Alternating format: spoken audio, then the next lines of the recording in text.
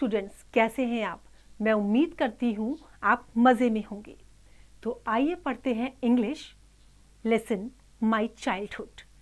लेकिन इसको स्टार्ट करने से पहले मैं आपको इसका एग्जामिनेशन पैटर्न कि किस किस तरह से इसमें क्वेश्चन आते हैं और कैसे आपको ऑप्ट करने हैं कि आपको अच्छे मार्क्स मिले।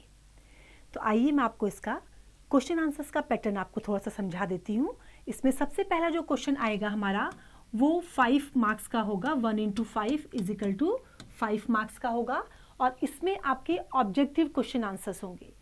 सीन पैसेज आपको गिवन होगा, उस पैसेज को रीड करके आपको जो उसमें क्वेश्चंस गिवन है उनको फॉलो करना होगा और जो क्वेश्चन है उनके आंसर आपको या तो 1 सेंटेंस में या 1 वर्ड में देना होगा, जैसे क्वेश्चन में आपसे पूछा गया होगा। ऑब्जेक्टिव है तो आपको इसमें लेंथ इंक्रीज नहीं करनी है। सेकंड जो क्वेश्चन आपका इसमें आता है वो है शॉर्ट क्वेश्चन आंसर्स का, जिसमें 30 to 40 वर्ड्स में आपको आंसर देना होता है। तो इसमें 5 क्वेश्चन आएंगे, 5 में से 4 आपको करना है और उसमें से एक क्वेश्चन 3 नंबर का होगा, तो 4 into 3 = 12। अब इसमें जो आपको इंस्ट्रक्शन गिवन होगा वो होगा कि answer these questions in 30 to 40 words. तो आपको वर्ड लिमिट एक्सीड नहीं करना है। एक शॉर्ट पैराग्राफ में जिसमें 30 to 40 मैक्सिमम वर्ड्स होंगे, आपको उनका आंसर देना है। नेक्स्ट जो क्वेश्चन आंसर्स का पैटर्न है वो लॉन्ग क्वेश्चन है। 1 into 6 2 क्वेश्चन आपको मिलेंगे लॉन्ग, 2 में से एक आपको ऑप्ट करना है और एक क्वेश्चन के लिए 6 मार्क्स होंगे, तो 1 into 6 = 6। और ये जो आप करेंगे इसमें आपका क्या होगा कि वर्ड लिमिट जो होगी वो इंक्रीज होगी 100 to 120 या 100 to 150 वर्ड्स। तो वर्ड लिमिट के अकॉर्डिंग आपको इसमें आंसर करना है। वर्ड लिमिट एक्सीड नहीं करेंगे। अगर आप वर्ड लिमिट को एक्सीड करते हैं तो आपके मार्क्स कट जाएंगे। तो आइए स्टार्ट करते हैं lesson my childhood. Lesson my childhood, ये जो लेसन है माय चाइल्डहुड, ये APJ अब्दुल कलाम के बारे में है। जो उनकी ऑटोबायोग्राफी थी विंग्स ऑफ फायर, उससे ये एक्सर्प्ट लिया गया है। APJ अब्दुल कलाम का जन्म 1931 में हुआ था और 27 जुलाई 2015 में उनकी डेथ हो गई थी। ये बहुत सिंपल लिविंग पर्सन थे और साइंटिस्ट हमारे इंडिया के रह चुके हैं, प्लस साइंटिस्ट और पॉलिटिकल फिगर भी ये रह चुके हैं। तो आइए इनके बारे में पढ़ते हैं, my childhood. But before you start reading, आपसे क्वेश्चन पुटअप किया गया है कि क्या आप किसी साइंटिस्ट के बारे में जानते हैं जो स्टेट्समैन भी रह चुके हों? स्टेटमैन किसको बोलते हैं? पॉलिटिकल फिगर को। APJ अब्दुल कलाम, इनके जो प्रोजेक्ट्स थे स्पेस में, डिफेंस में एंड न्यूक्लियर टेक्नोलॉजी में, इन्होंने इंडिया को 21st सेंचुरी में गाइड भी किया है और ये 2002 में हमारे देश के 11th प्रेसिडेंट रह चुके थे। आपको मैंने पहले ही बताया था कि विंग्स ऑफ फायर उनकी ऑटोबायोग्राफी है और उस ऑटोबायोग्राफी से ये एक्सर्प्ट माय चाइल्डहुड लिया गया है। इस लेसन में APJ अब्दुल कलाम के बारे में बताया गया है कि वो मिडिल क्लास फैमिली से बिलोंग करते थे और बहुत simple living, high thinking person थे। उनके अंदर जो कुछ इनेट विजडम था वो उन्होंने अपने पेरेंट्स से एक्वायर किया हुआ था और हमेशा जो है उनकी जो मदर थी वो बहुत सारे लोगों को खाना खिलाया करती थी हर दिन। ये कहते हैं कि मुझे एग्जैक्टली नहीं पता कि कितने लोगों को वो फीड करती थी, लेकिन बहुत सारे लोगों को वो फीड किया करती थी। ये जो तमिल फैमिली में बॉर्न हुए थे रामेश्वरम में, जो पहले जिसको मद्रास स्टेट के नाम से जाना जाता था, तो वहाँ इनका जन्म हुआ था। जो इनके फादर थे जैनुलाब्दीन, इनकी कोई फॉर्मल एजुकेशन नहीं थी, ना ही उनके पास बहुत प्रॉपर्टी थी, बहुत वेल्थ थी, लेकिन इस सब के बावजूद भी उनके अंदर कुछ क्वालिटीज़ थीं। वो कैसे थे? जेनरस मैन थे। By spirit he was generous man, उदार दिल के थे। और उनकी जो हेल्पमेट थी वो कौन थी? एपीजे अब्दुल कलाम की मदर आशी अम्मा, वो उनकी आइडियल हेल्पमेट थी। अब उनको आइडियल हेल्पमेट उन्होंने क्यों कहा है? क्योंकि वो कहते हैं कि वो बहुत काइंड हार्टेड थी। वो ये रिकॉल नहीं कर पाते हैं एग्जैक्ट नंबर्स, लेकिन उनको ये ध्यान है कि उनकी मदर बहुत से लोगों को जो है घर में बैठ के खाना खिलाया करती थी। जब उनके फैमिली मेंबर्स खाया करते थे तो उनके साथ उनको भी वो खिलाया करती थी। अब एपीजे अब्दुल कलाम भी आई उन्होंने किसके लिए बोला है? अपने लिए कहा है कि बहुत से बच्चों में से वो भी एक थे। और कैसे थे? वो शॉर्ट हाइटेड थे और अनडिस्टिंग्विश्ड लुक के थे। अनडिस्टिंग्विश्ड मीन्स साधारण लुक के, बहुत मतलब ऐसे नहीं लगते थे वो कि मतलब बहुत ज़्यादा नॉलेजेबल पर्सन है या बहुत ब्यूटीफुल, बहुत हैंडसम, बहुत स्मार्ट, नहीं, बिल्कुल सिंपल, साधारण से थे। और उनके जो पेरेंट्स थे वो कैसे थे? टॉल थे। वहाँ रामेश्वरम में वो अपने एंसेस्ट्रल हाउस में रहते थे। एंसेस्ट्रल हाउस जो उनके फोर फादर्स से मिला हुआ था, जो पूर्वजों से मिला होता है उसको बोलते हैं एंसेस्ट्रल हाउस। और वो कहाँ बना हुआ था? That was built in the middle of the 19th century. 19th century में वो बना था। और पक्का हाउस था, कच्चा हाउस नहीं था, पक्का हाउस था जो लाइमस्टोन और ब्रिक से बना हुआ था और मॉस्क स्ट्रीट में था रामेश्वरम की। अपने फादर को वो क्या कहते हैं? Austere father. Austere means simple. Simple क्यों कहते हैं वो उनको? क्योंकि लग्जूरियस लाइफ को उन्होंने कभी भी प्रेफर नहीं किया। जो इन एसेंशियल कंफर्ट्स थे, जो इन एसेंशियल लग्जरीज थी, उन्होंने उसको अवॉइड किया। लेकिन हाँ, जो नेसेसरी चीज़ें थी जैसे खाना, मेडिसिन, क्लोथ्स, ये सब जरूरी चीज़ें हैं, तो ये उन्होंने उनको प्रोवाइड किया था।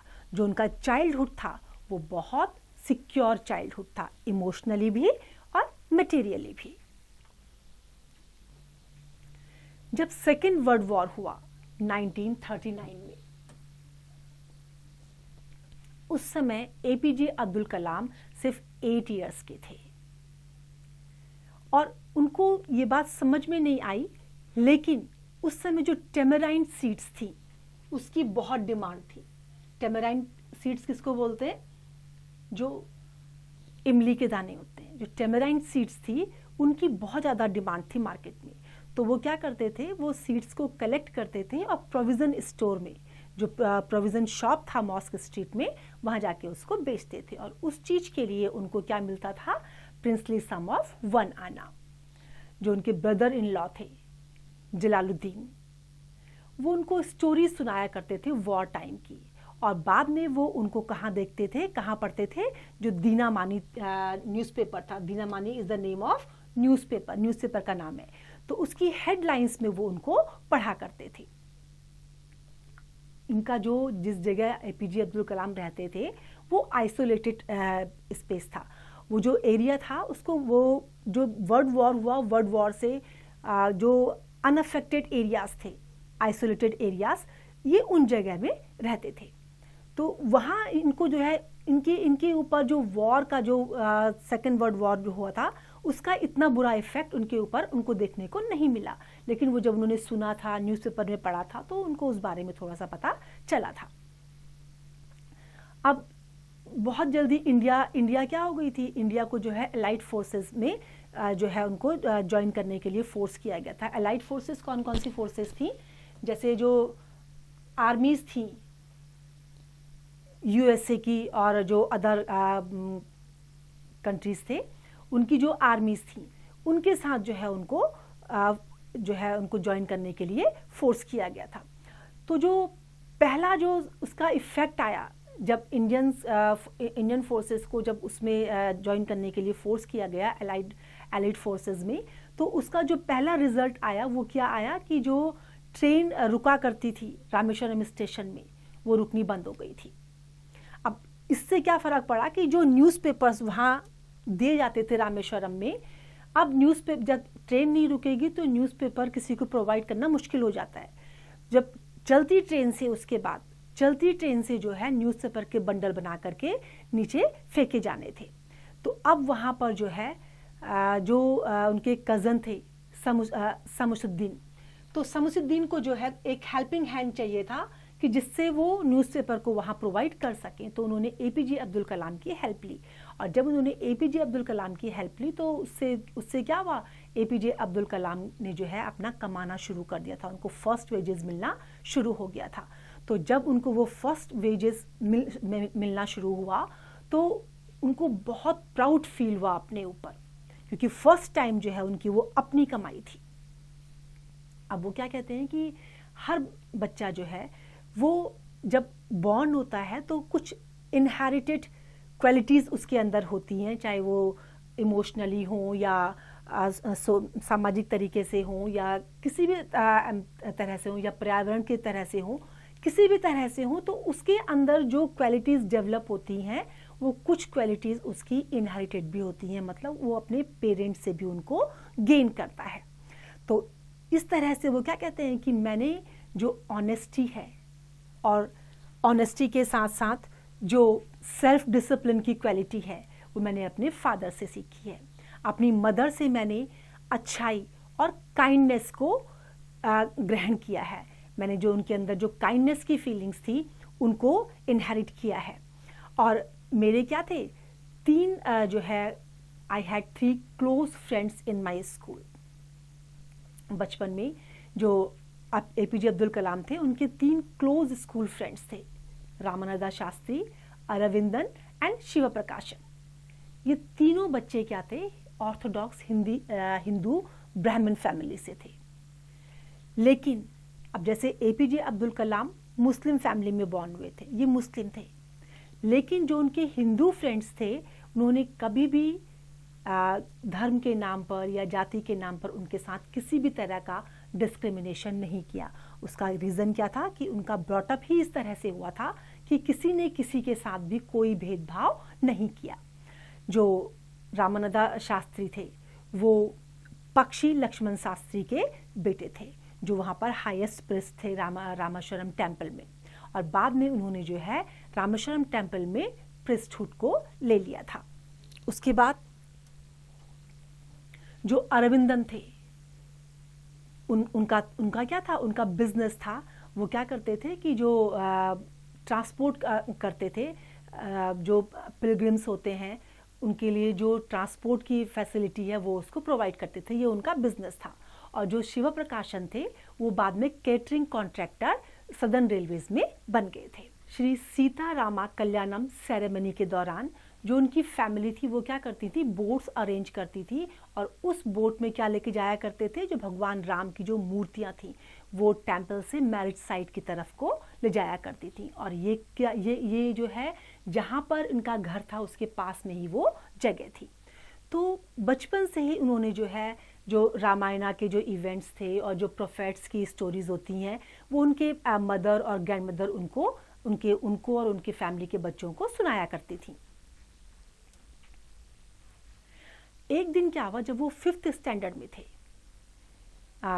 रामेश्वरम एलिमेंट्री स्कूल में, तो एक न्यू टीचर उनके वहाँ पर आए और उन्होंने जो है ये रिकग्नाइज कर दिया था कि ये जो है मुस्लिम बॉय है, क्योंकि उन्होंने कैप पहनी हुई थी। तो वो ये टॉलरेट नहीं कर पाए कि मुस्लिम बॉय जो है वो ब्राह्मण बच्चों के साथ में बैठे। अब उन्होंने क्या करा, उनको उठा करके पीछे उनको भेज दिया। जब उनको पीछे भेजा तो उनके साथ के जो और बॉयज़ थे उनको बहुत बुरा लगा, एपीजे अब्दुल कलाम को भी बुरा लगा, नियर अबाउट उनकी आंखों में आंसू आ गए थे, लेकिन उन्होंने कुछ नहीं कहा। उस समय किसी ने कुछ नहीं कहा, लेकिन बाद में जब वो घर गए तो उन्होंने क्या करा, उनकी जो फैमिली जो और बच्चे थे उनके साथ में जो उनके हिंदू दोस्त थे उन्होंने भी कुछ नहीं कहा, लेकिन उस समय वो इस चीज़ को टॉलरेट नहीं कर पाए, क्योंकि उनको क्या लगा, उनको बहुत बुरा लगा, क्योंकि ये उनके ब्रॉटअप में उनको नहीं सिखाया गया था कि हिंदू और मुस्लिम के बीच में डिस्क्रिमिनेशन क्रिएट करना है। तो जो इमेज देखी थी उन्होंने उस समय उनकी, वो ऑलमोस्ट तो ऐसा इम्प्रेशन उनके अंदर आ गया था। उनका जो उन्होंने इमेज देखी उस समय, जो और हिंदू बच्चे थे वो बिल्कुल रोने वाले थे, और एपीजे अब्दुल कलाम को भी बहुत बुरा लगा था। तो जब उनको लास्ट सीट में वो भेज रहे थे उस समय जो उनकी रोने वाली इमेज उन्होंने देखी थी, उसका लास्टिंग इम्प्रेशन उनके ऊपर, लॉन्ग लास्टिंग इम्प्रेशन उनके ऊपर आ गया था। तो ये उनको बहुत बुरा लगा उस समय। स्कूल के बाद क्या हुआ कि वो लोग अपने अपने घर चले गए। बच्चे जैसे जाते हैं आप लोग भी, ऐसे वो भी अपने अपने घर चले गए। घर जा कर के जो है सब ने अपने अपने पेरेंट्स से उस सब चीज़ के बारे में बोला। अब जब वो चीज़ उनको पता चली उनके पेरेंट्स को, तो नेक्स्ट डे क्या हुआ, उनके पेरेंट्स ने आकर के वहाँ पर टीचर से कंप्लेन करी कि इस तरह का जो है कम्युनल इंटॉलरेंस जो इन बच्चों के माइंड में डाला जा रहा है, क्योंकि इनके सॉफ्ट माइंड हैं, तो उसमें इस तरह का जो है उनको नहीं करना चाहिए। और उन्होंने क्लियरली बोला पेरेंट्स ने कि या तो टीचर अपोलोजाइज करे, अपोलोजाइज करना माफ़ी मांगना, अपनी गलती को रियलाइज़ करे और माफ़ी मांगे, और नहीं तो क्या होगा कि उनको स्कूल जो है छोड़ना पड़ेगा। अगर वो अपोलोजाइज नहीं करेंगे तो उनको स्कूल को छोड़ना पड़ेगा। क्या हुआ नेक्स्ट डे, टीचर को भी अपने बिहेवियर पे रिग्रेट हुआ। रिग्रेट होना मीन्स पश्चाताप होना। उनको भी फील हुआ था कि उन्होंने बच्चों के साथ में गलत किया। और इसके बाद उनको स्ट्रिक्टली कहा गया था कि बच्चों के सॉफ्ट माइंड में इस तरह के जो हैं, जो विचार हैं, जो कम्युनल इंटॉलरेंस की फीलिंग है, वो इनके अंदर नहीं आनी चाहिए। इस तरह की फीलिंग बच्चों के दिमाग में नहीं डाली जानी चाहिए।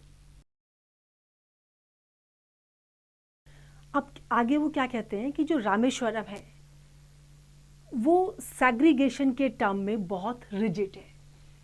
रिजिड होना मीन्स बहुत हार्ड होना। तो जो डिफरेंट सोशल ग्रुप्स थे उनके सेग्रीगेशन के टर्म में वो बहुत रिजिड थे। पूरी सोसाइटी रामेश्वरम की बहुत रिजिड थी। जो उनके फिर भी जो उनके साइंस टीचर थे शिव सुब्रमण्यम अय्यर, वो प्योर ऑर्थोडॉक्स ब्राह्मण फैमिली से थे, और उनकी जो वाइफ थी वो भी बहुत कंजर्वेटिव थी। लेकिन फिर भी जो उनके शिव सुब्रमण्यम अय्यर सर थे, उन्होंने अपना बेस्ट कंट्रीब्यूशन किया कि वो जो सोशल बैरियर्स हैं उनको तोड़ सकें, ताकि जो डिफरेंट सोशल ग्रुप के पीपल हैं वो आपस में मिक्स हो सकें, और ये जो बैरियर्स हैं हिंदू मुस्लिम सिख ईसाई के, ये इजीली ख़त्म हो जाएं। घंटों वो कलाम के साथ जो है बात किया करते थे और कहते थे कि मैं चाहता हूँ कि तुम में विकास हो, मैं तुमको डेवलप करना चाहता हूँ, तुम एक हाईली एजुकेटेड जो है पर्सन हो, और जो तुम में डेवलपमेंट होगा तो उससे क्या होगा, जो सोसाइटी है उसमें सुधार आएगा। एक दिन उन्होंने अब जो अब्दुल कलाम आज़ाद हैं उनको अपने घर मील पे इनवाइट किया। अब जो उनकी वाइफ थी वो बहुत हॉरिफाइड थी। हॉरिफाइड क्यों डर गई वो? हॉरिफाइड होने का रीज़न क्या था उनका? क्योंकि वो एक मुस्लिम बॉय थे और उनको जो है वो अपने घर के प्योर हिंदू किचन में नहीं बिठाना चाहती थी, तो उन्होंने खाना बनाने से मना कर दिया। अब जब वो उनके घर पर आ गए तो क्या करते, शिव सुब्रमण्यम ने जो है उनको बिठाया, उनको खाना भी खिलाया आराम से, और उनकी वाइफ ने लेकिन उनको उस दिन खाना सर्व नहीं किया।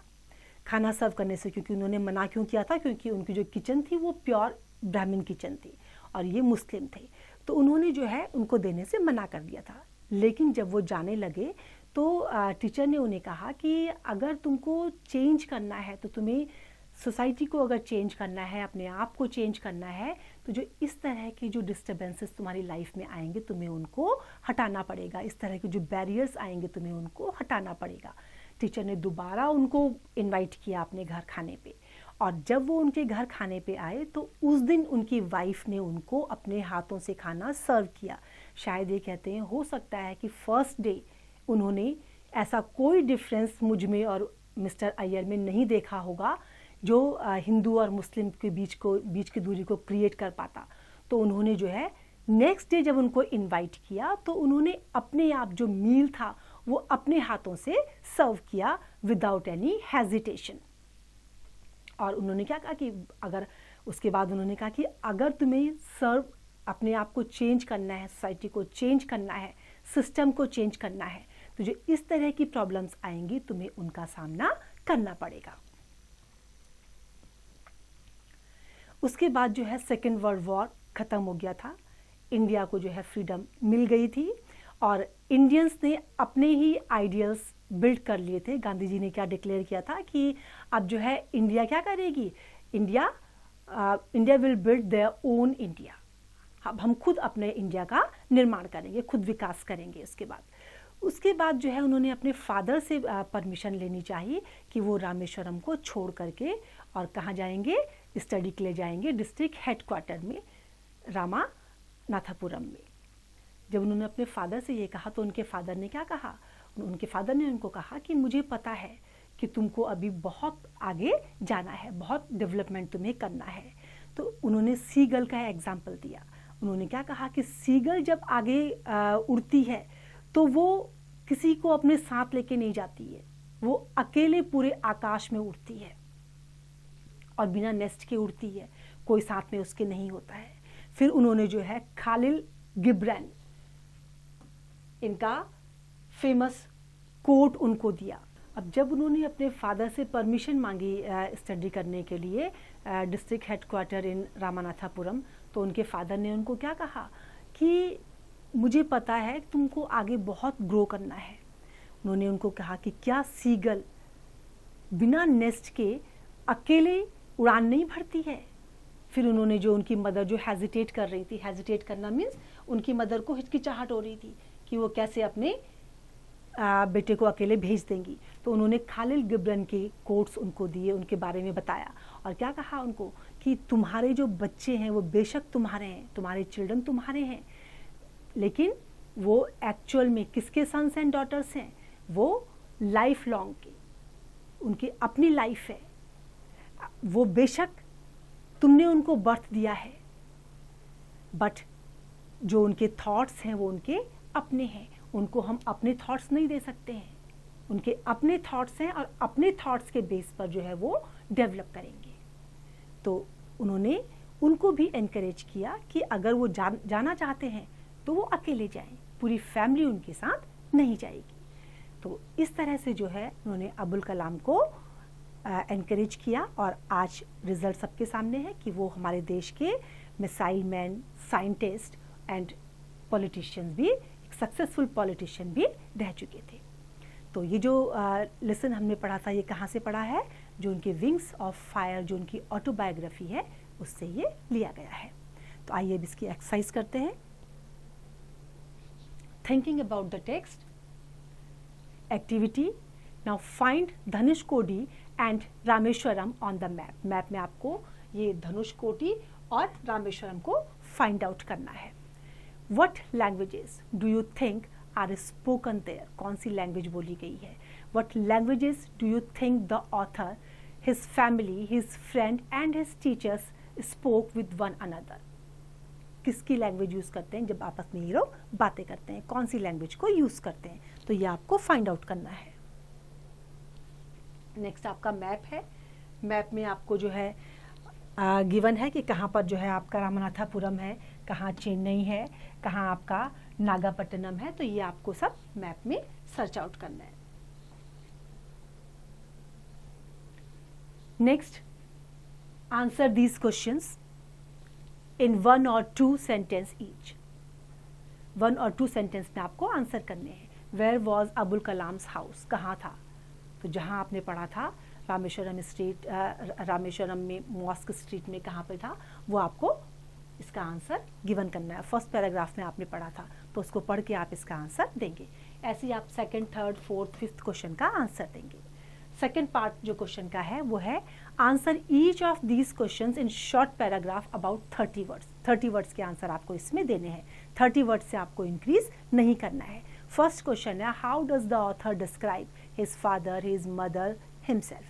क्या कहा था उसने कि मेरे ऑथर फादर हैं, मेरी मदर जो है वो बहुत काइंड हार्टेड हैं, सिंपल हैं, ये सब बारे में। और अपने बारे में उन्होंने क्या कहा था कि मेरा जो है अनडिस्टिंग्विश्ड लुक का मैं हूँ, मेरे टॉल पेरेंट्स हैं, वो सब आपको इसमें डिस्क्राइब करना है। तो ऐसे ही question number 2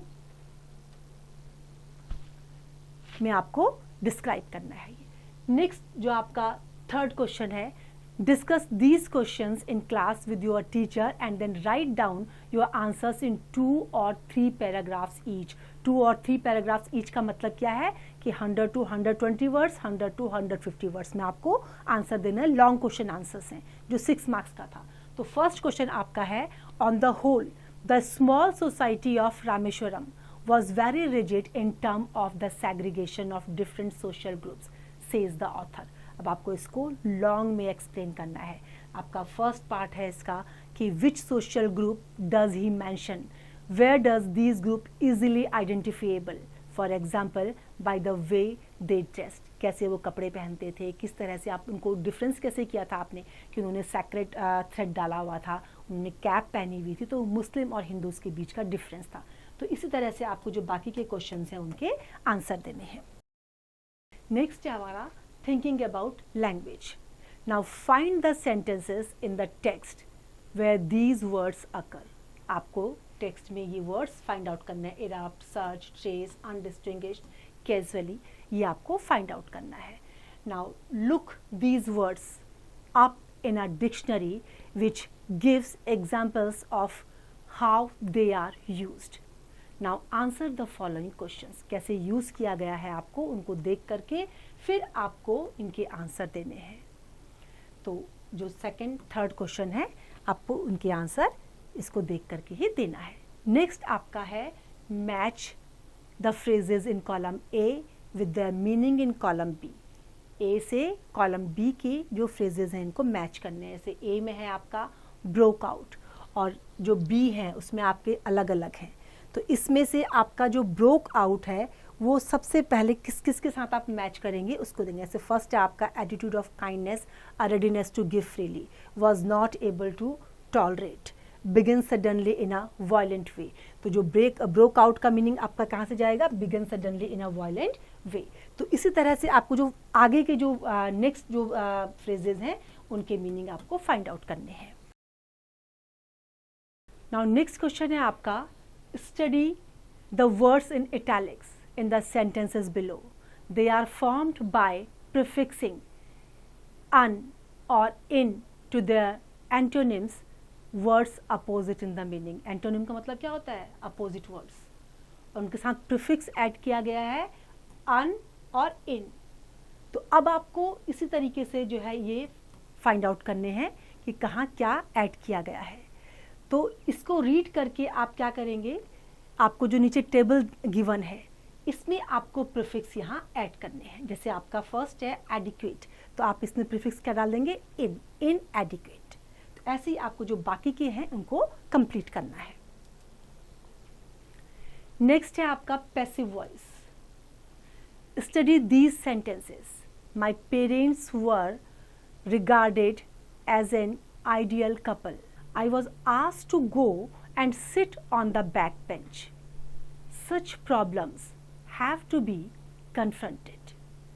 Now the italicized verbs in these sentences are made up of a form of the verb be and a past participle. Be और past participle का इसमें use किया गया है. For example, were plus regarded, was plus asked, be plus confronted. अब ये जो sentences हैं ये क्या फोकस करते हैं, क्या क्या आपको शो कर रहे हैं कि what happens rather than who does what. Notice that the doer of the action is not included in the sentences. जो एक्शन कर रहा है, जो डूअर है, वो उसमें इंक्लूड नहीं किया गया है. If necessary we can mention the doer of the action it a by phrase. For example, the tree was struck by lightning. The flag was unfurled by the chief guest. Now, rewrite the sentences below changing the verbs in brackets into passive form. अब आपने पीछे example देखे थे, अब यहाँ आपको 1 से लेकर के और 6 सेंटेंस तक पैसिव फॉर्म में चेंज करना है. नेक्स्ट क्वेश्चन है आपका, rewrite the paragraphs below using the correct form of the verb given in the bracket. Bracket में आपको वर्ब दी है, उनसे आपको करेक्ट फॉर्म लिखनी है.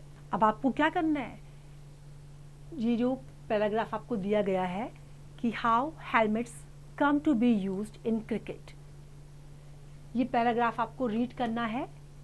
ब्रैकेट्स में आपको जो वर्ब फॉर्म दी गई हैं, जैसे नॉट, वेयर ब्रैकेट में गिवन है, तो इनको यूज करते हुए आपको जो है इनको दोबारा से लिखना है।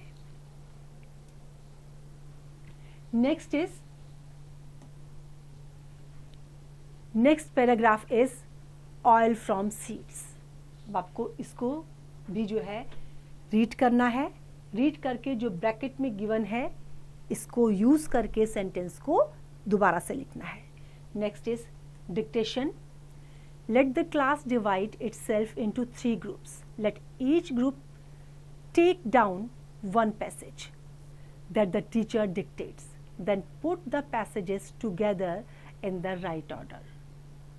Dictation होगा, passages देंगी टीचर 2 अलग अलग, और उसके बाद क्या करेंगे, आप उन दोनों को राइट ऑर्डर में उनको एक साथ लिखेंगे।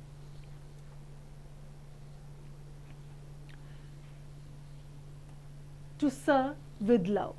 First passage is this, second passage is this. अब आपको इन दोनों पैसेजेस को राइट ऑर्डर में लिखना है। यहां तक, नेक्स्ट तक आपको जो है इनको रीड करना है और फिर राइट ऑर्डर में इनको लिखना है। नेक्स्ट है आपका स्पीकिंग का टॉपिक गिवन है आपके लिए। Here is a topic for you. Topic कौन कौन से हैं? Think about, and next is give your opinion on. Now find out what other people think about it. Ask your friend, seniors, parents to give you their opinion. Now career building is the only goal of education. ये आपको topic है। और या इसके अलावा दूसरा topic कौन सा है? दूसरा है आपके लिए getting a good job is more important than being a good human being. Now you can use the following phrases. अभी जो नीचे phrases दिए गए हैं, इन फ्रेजेस को आप यूज करके इनको लिख सकते हैं जो आपको पैसेज दिया गया है। ये जो आपको फ्रेजेस है इनको आप यूज करेंगे अपने पैसेज में। Now writing. Think and right a short account of what life in Rameswaram in the 1940s must have been like. Were people rich or poor, hardworking or lazy, hopeful of change और resistant to it? आपको इस सबको देखते हुए इसको लिखना है। अब जो आर्क बिशप डेसमोंड टुटू हैं, इन्होंने कोट दिया है, और कोट में क्या कहा है इन्होंने कि do your little bit of good where you are. आप जहां भी हैं अपना थोड़ा थोड़ा कुछ अच्छा करिए। ये जो थोड़ा थोड़ा अच्छा आप करते हैं, जब ये एक साथ आ जाता है तो ये क्या करता है, पूरे वर्ड को ओवरवेल्म्ड कर देता है। तो देखा बच्चों, हमने ये जो लेसन पढ़ा अभी, माय चाइल्डहुड, इन्होंने क्या कहा है कि जिस भी जगह पर आप हैं, जहाँ भी आप हैं, वहाँ थोड़ा थोड़ा कुछ अच्छा करिए। ये जो थोड़ा थोड़ा अच्छा आप करते हैं, ये क्या होता है, जब ये एक साथ आ जाता है, जो हमारी थोड़ी छोटी छोटी सी अच्छाइयाँ सब एक साथ आ जाती हैं, तो उससे क्या होता है, ये पूरे वर्ड को ओवरवेल्म कर देती हैं। तो सक्सेस लेने के लिए ज़रूरी नहीं है कि हम बहुत ग्रैंड फैमिली में, बहुत वेल्दी फैमिली में जन्म लें और बचपन से जो है हमारे बहुत अच्छे मार्क्स आए, ऐसा नहीं है। अगर बचपन में किसी कारण से हमारे अच्छे मार्क्स नहीं आए हैं, तो आगे हम जब मेहनत करते हैं तो मेहनत के दम पर हमें सक्सेस मिलती है। तो आज हमने APJ अब्दुल कलाम के बारे में पढ़ा, उनकी जो ऑटोबायोग्राफी थी विंग्स ऑफ फायर, उसके बारे में हमें थोड़ा सा पता चला कि ये जो एक्सर्प्ट था ये उन्हीं माय चाइल्डहुड उसी में से लिया गया है, और कैसे उन्होंने अपने बचपन के बारे में सारा बताया, कैसे जो डिस्क्रिमिनेशंस थे in the name of social, और जो सोसाइटी थी किस तरीके से सेग्रीगेट की गई थी in the name of religion. तो ये सब हमने इसके बारे में पढ़ा। क्वेश्चन आंसर्स हमने इसके डिस्कस करे हैं, डिफ़िकल्ट वर्ड्स थे वो मैंने आपको बताए हैं। तो आई होप आपको ये लेसन क्लियर हो गया है। अब जो इसकी एक्सरसाइज थी मैंने आपको बताई थी, आपको क्या करना है, लेसन को पढ़ते रहना है और साथ में उसकी प्रैक्टिस करते रहना है। जब पढ़ते रहेंगे, प्रैक्टिस करते रहेंगे तो क्या होगा, आपको भी सक्सेस मिलेगी, अच्छे मार्क्स मिलेंगे और आपको सक्सेस मिलेगी। अब हम स्टार्ट करेंगे अपनी poem no man are foreign. No man are foreign is written by James Kirkup. James Kirkup was born in 1918 and was died in 2009. He had almost written 30 books. 30 books इन्होंने लिखी हैं. ये novelist भी रह चुके हैं, प्ले राइट भी रह चुके हैं एंड स्टोरी टेलर भी रह चुके हैं. इन्होंने जो नो मैन आर फॉरेन जो लिखी है, इसमें जो फॉरेन वर्ड यूज़ किया है वो किसके लिए यूज़ किया है? जो अदर कंट्रीज़ में रहने वाले लोग होते हैं. अब केवल अदर कंट्रीज़ में रहने वाले लोगों को ही हम फॉरेन नहीं कह सकते हैं. वॉर टाइम में जो एनिमीज़ होते हैं वो भी हमारे लिए एक तरह से फॉरेन ही है.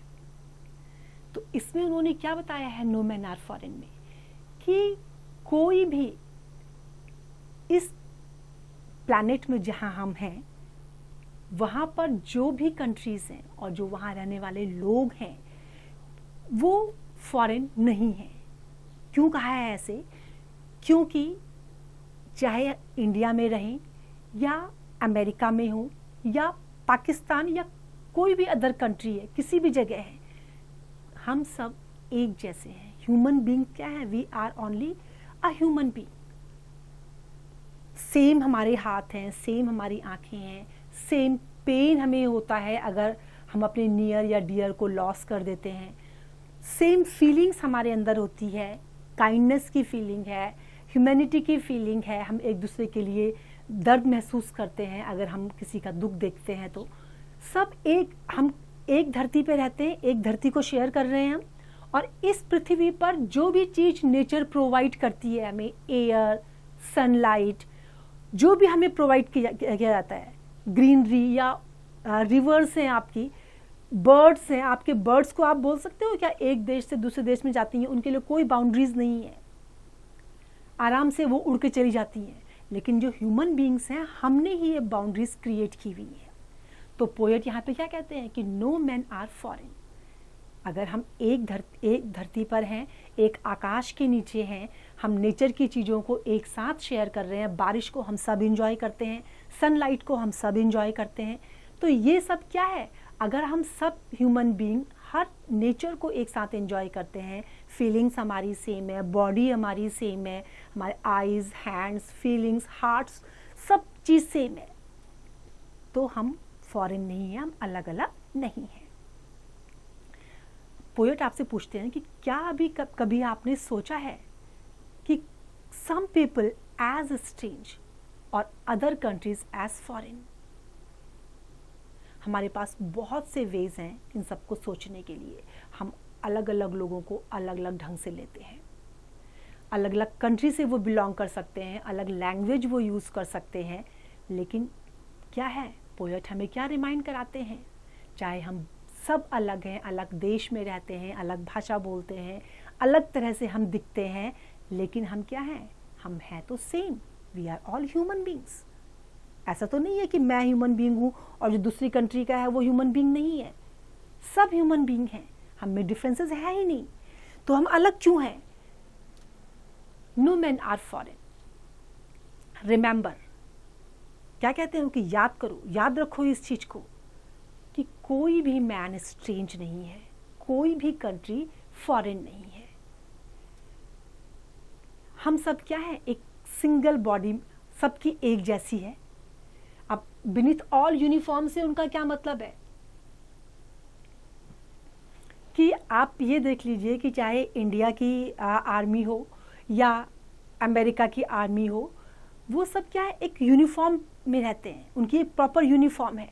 लेकिन उस यूनिफॉर्म के अंदर एक सिंगल बॉडी है जो हमारी सबकी एक जैसी है. हम ब्रीथ करते हैं, जैसे हम ब्रीथ करते हैं वो भी ब्रीथ करते हैं. जो लैंड हमारे ब्रदर शेयर कर रहे हैं, जिसके ऊपर हम चल रहे हैं, वो भी चलते हैं उसी लैंड के ऊपर, वो भी उसी अर्थ को यूज़ करते हैं जिसमें हम रह रहे हैं. वो भी जो है सन को, एयर को, वाटर को जो है वो फील करते हैं, उसको एंजॉय करते हैं, सनलाइट को एंजॉय करते हैं, एयर को ब्रीथ करते हैं, ऑक्सीजन वो भी ले रहे हैं जैसे हम लेते हैं. और सेम हार्वेस्ट को वो यूज़ करते हैं. पीसफुल हार्वेस्ट से मतलब क्या है?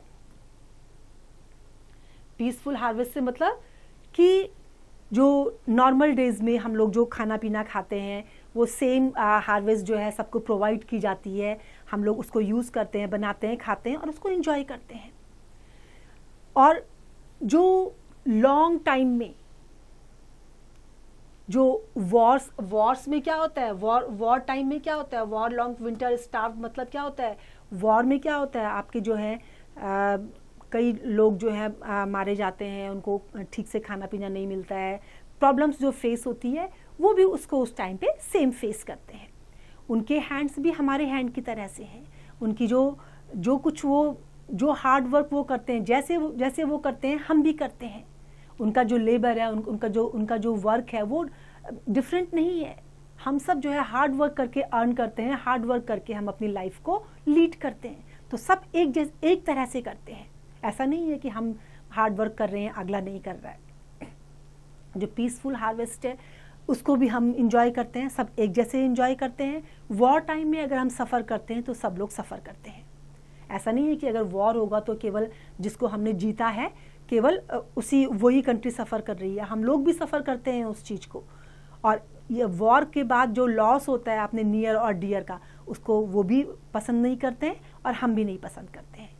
आगे पोएट क्या कहते हैं कि याद रखो कि उनकी आइज़ भी हमारी आइज़ की तरह से हैं, हम सेम जैसे हम सोते हैं वैसे वो भी सोते हैं। और सेम जो है वो जो है क्या है कि जो लैंड है हम कॉमनली हम एक दूसरे को शेयर करते हैं। वो हम सब उस चीज़ को रिकॉग्नाइज करते हैं और समझते हैं कि हम जो भी हमारी कॉमन लाइफ है, जो लैंड है, उसको हम इक्वली शेयर कर रहे हैं। ऐसे डिफरेंसेस हमारे बीच में नहीं है।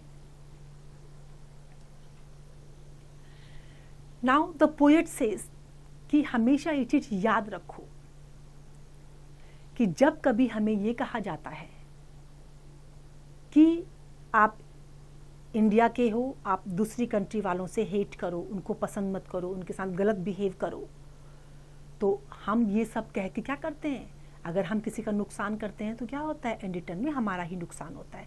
तो अगर कभी हमें ये कहा जाता है कि वो भी हमारे लिए हमारे ब्रदर्स की तरह से हैं, जो फॉरेन पीपल हैं, जो अदर कंट्रीज़ में रहते हैं, वो भी हमारे लिए हमारे ब्रदर्स की तरह से हैं, तो अगर ये कहा जाता है कि आप उनसे हेट करिए, तो हम क्या करते हैं, अपने आप को बेट्रे करते हैं। बेट्रे करना मीन्स अपने आप को धोखा देना। हम जो है बेट्रे करते हैं, धोखा देते हैं अपने आप को, कि अगर हम ये कहते हैं कि आप उनसे हेट करिए। आप हमेशा ये याद रखिए कि हम ह्यूमन बीइंग्स एक दूसरे के साथ जब हाथ से हाथ मिला करके चलेंगे तो सबका क्या होगा, डेवलपमेंट होता है।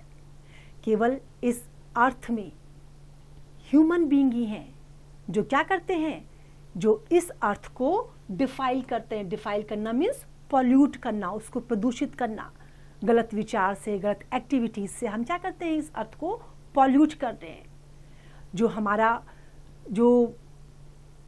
हमारी जो नफरत है वो क्या कर रही है, एक तरह से हमारी नफरत क्या कर रही है, जो प्योरिटी है अर्थ की उसको वॉयलेट कर रही है।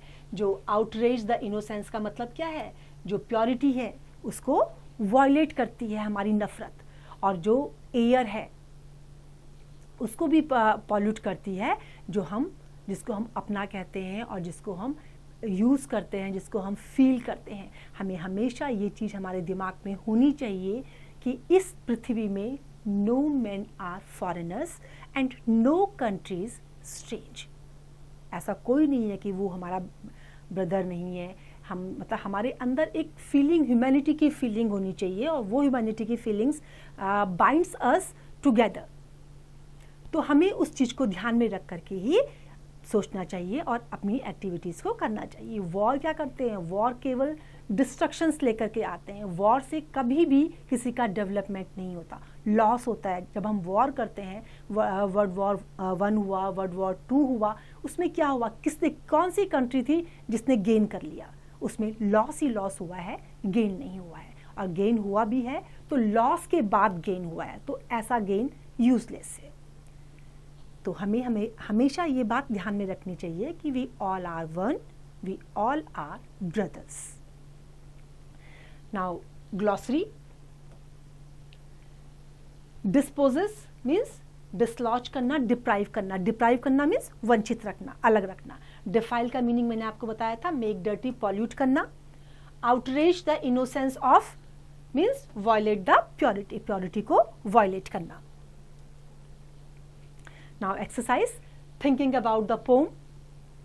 Beneath all uniforms, what uniforms do you think the poet is speaking about? मैंने आपको एक्सप्लेन किया था कि beneath all uniform कौन सी यूनिफॉर्म आपको बताई थी, मैंने एक्सप्लेन किया था, तो उसको अब आपको यहाँ लिखना है। इसी तरीके से आपको जिसका सेकंड पार्ट है, सेकंड, थर्ड, फोर्थ क्वेश्चन है, उनके आंसर देने हैं। अब सोक्रेटिस ने देखिए एक कोट दिया है कि I am a citizen not of Athens of Greek but of the world. मैं एथेंस या ग्रीक का सिटीजन नहीं हूँ, केवल मैं यहाँ का नहीं हूँ, मैं बल्कि पूरी दुनिया का सिटीजन हूँ, मीन्स वननेस इन ऑल। तो हमें ये हमेशा ध्यान में रखना है। तो हमने इसकी पोम की एक्सप्लेनेशन देखी है, पोएट के बारे में देखा है, प्लस जो क्वेश्चन आंसर्स थे वो डिस्कस किए हैं, एंड डिफिकल्ट वर्ड्स को भी हमने आपस में डिस्कस किया है। तो I hope it is clear to you now. अब आपको क्या करना है, इसको निरंतर इसमें अभ्यास करते रहना है, इसको पढ़ते रहिए और प्रैक्टिस करते रहिए।